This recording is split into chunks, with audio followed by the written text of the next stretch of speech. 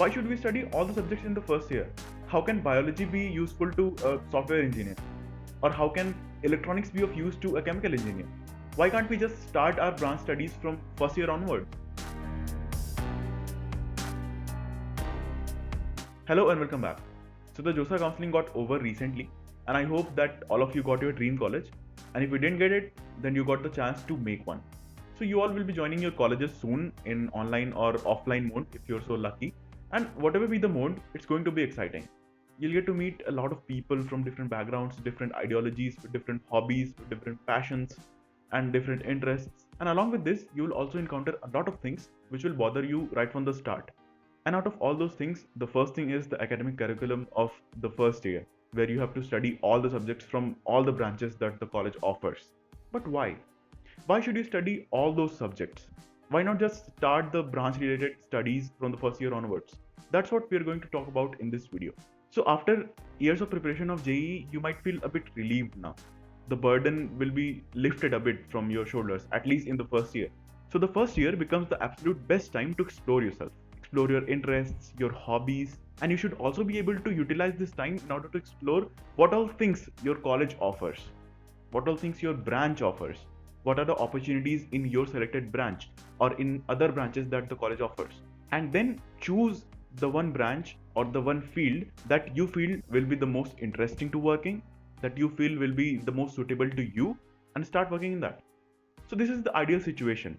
This is the idea behind an ideal college. This is the main reason why first year studies are common for all the students from all the branches. This is the reason why you study all the subjects from all the different branches, even if they do not relate to your branch. It is also important to make you aware of the basics of all the fields, because as an engineer, when you will be working on a real life problem, then the problem will not be specific to just one field. So you must at least have the basic knowledge of the origin of everything in order to make a rational decision. So this is the ideal situation. This is the idea behind an ideal college life. And this thing happens in most of the top ranked colleges in the world.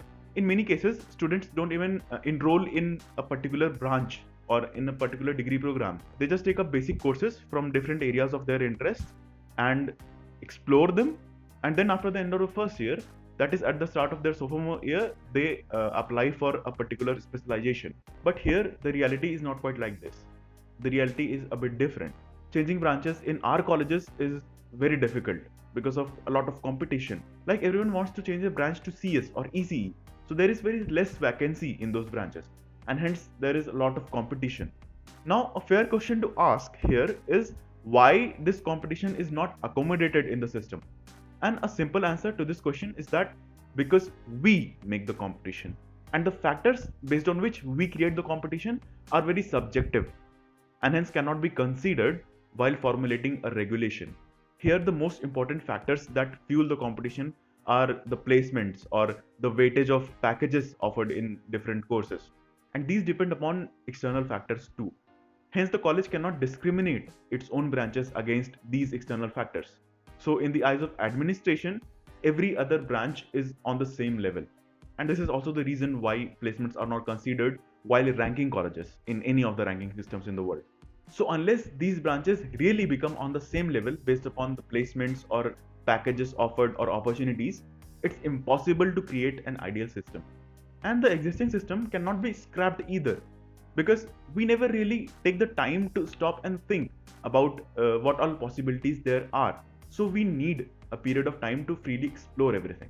Also, as I said, that as an engineer, you should have the basic idea of everything irrespective of your specialization, at least in the first year, because engineering branches are becoming more and more interdisciplinary, and you won't know what combination of different fields you might end up working in the future. So instead of trying to resist the system and rebel, you should take up the opportunity to explore your interests and all the different areas that are there to offer, not just academically but in all respects.